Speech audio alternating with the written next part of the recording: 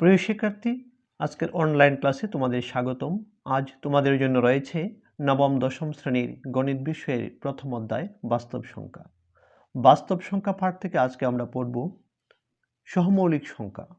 প্রিয় শিক্ষার্থী, তোমরা লক্ষ্য করো, স্বাভাবিক সংখ্যাগুলো হচ্ছে 1, 2, 3, 4, 5, 6, 7, 8, 9 ইত্যাদি।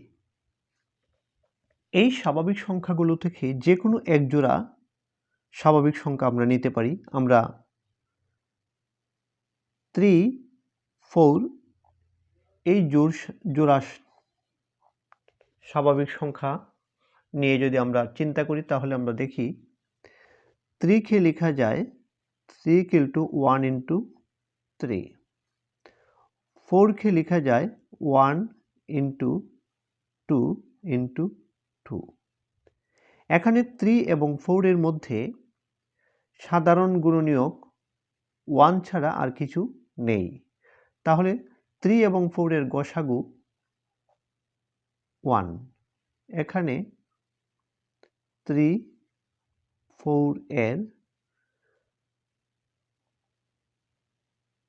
গসাগু 1। আবার 3, 6 এই জোড়া থেকে আমরা লক্ষ্য করি 3 কে লেখা যায় 3 × 1 × 3, 6 কে লেখা যায় 1 × 2 × 3। এখানে 3 এবং 6 এর মধ্যে সাধারণ গুণনীয়ক 1 এবং 3 এবং গরিষ্ঠ সাধারণ গুণনীয়ক হচ্ছে 3। তাহলে 3 এবং 6 এর গসাগু হচ্ছে 3।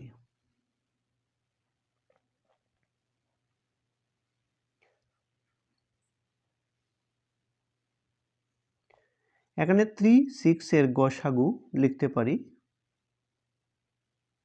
গরিষ্ঠ সাধারণ গুণনীয়ক 3। যে সকল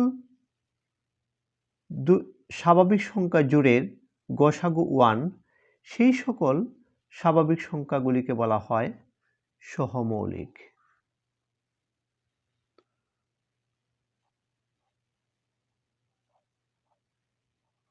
এখানে 3, 4 সহমৌলিক, 3, 6 সহমৌলিক নয়।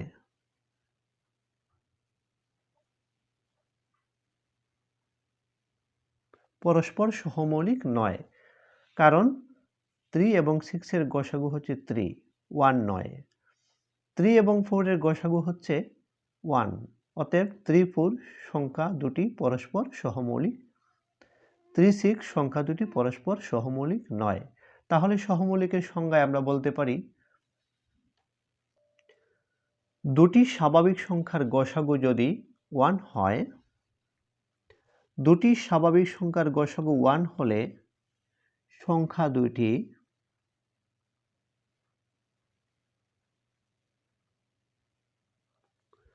পরস্পর সহমৌলিক।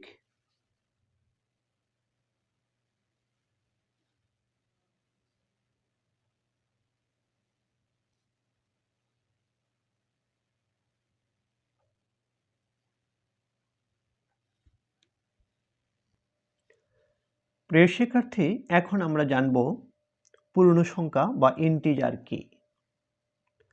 আমরা লক্ষ্য করি স্বাভাবিক সংখ্যাগুলি হচ্ছে 1, 2, 3, 4, 5, 6।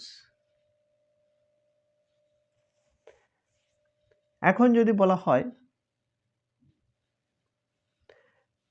একটি বাক্সে 5টি বল আছে,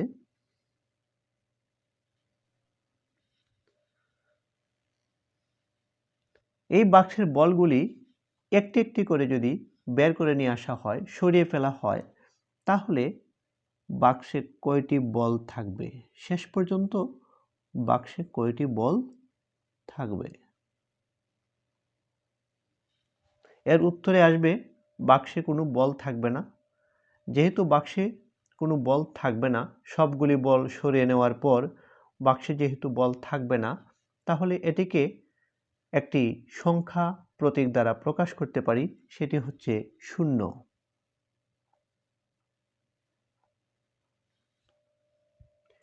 শূন্য সংখ্যার দ্বারা বস্তুর অনুপস্থিতিকে বোঝানো হয়। তাহলে বোঝা গেল 0 একটি সংখ্যা, এর প্রতীক হচ্ছে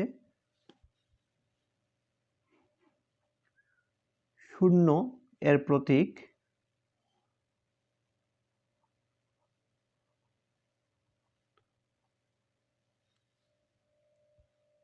এই প্রতীক, 0 প্রতীক, 0। তাহলে বোঝা গেল 1, 2, 3, 4, 5, 6 এই স্বাভাবিক সংখ্যার পাশাপাশি আরেকটি সংখ্যার প্রতীক আমরা পেয়ে থাকি, সেটি হচ্ছে 0। 0 একটি অখণ্ড সংখ্যা। 1, 2, 3, 4, 5, 6 এবং 0 হচ্ছে অখণ্ড সংখ্যা। এগুলো দ্বারা বস্তুর অখণ্ডতাকেই প্রকাশ করে। তাহলে অখণ্ড বস্তুগুলি পাচ্ছি 0, 1, 2, 3, এই সংখ্যাগুলি হচ্ছে অখণ্ড সংখ্যা। এখন লক্ষ্য করি 3 এর চেয়ে ছোট সংখ্যা হচ্ছে 2, 2 এর চেয়ে ছোট সংখ্যা হচ্ছে 1, 1 এর চেয়ে ছোট অখণ্ড সংখ্যাটি হচ্ছে 0। তাহলে 0 এর চেয়ে ছোট সংখ্যাটি কি? 0 এর চেয়ে ছোট সংখ্যাটি হচ্ছে -1, -1 এর চেয়ে ছোট সংখ্যাটি কি? -2, -2 এর চেয়ে ছোট সংখ্যাটি কি? -3, এভাবে চলবে।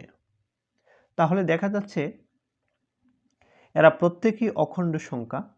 0, 0 থেকে বড় সংখ্যা এবং 0 থেকে ছোট সংখ্যা, এগুলি হচ্ছে অখণ্ড সংখ্যা এবং এই সবগুলিকে বলা হয় একত্রে পূর্ণ সংখ্যা।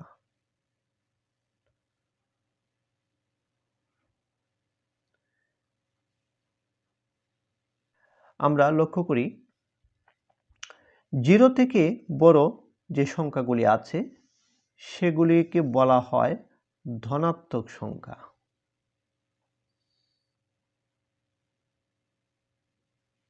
ধনাত্মক অখণ্ড সংখ্যা।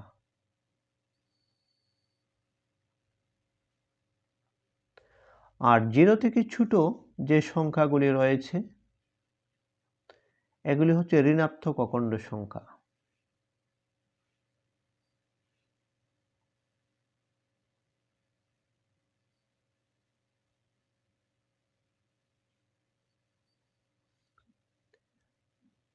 যেহেতু সবগুলি সংখ্যাই, সব অখণ্ড সংখ্যাই পূর্ণ সংখ্যা, তাহলে আমরা বলতে পারি 0 সহ ধনাত্মক অখণ্ড সংখ্যা এবং ঋণাত্মক অখণ্ড সংখ্যাকে বলা হয় পূর্ণ সংখ্যা। তাহলে আমরা সংজ্ঞাটি লিখে নিচ্ছি। আমরা বলতে পারি 0 সহ সকল ধনাত্মক ও ঋণাত্মক অখণ্ড সংখ্যাকে পূর্ণ সংখ্যা বা ইন্টিজার বলে। ইহাকে আই প্রতীক দ্বারা প্রকাশ করা হয়। ইহাকে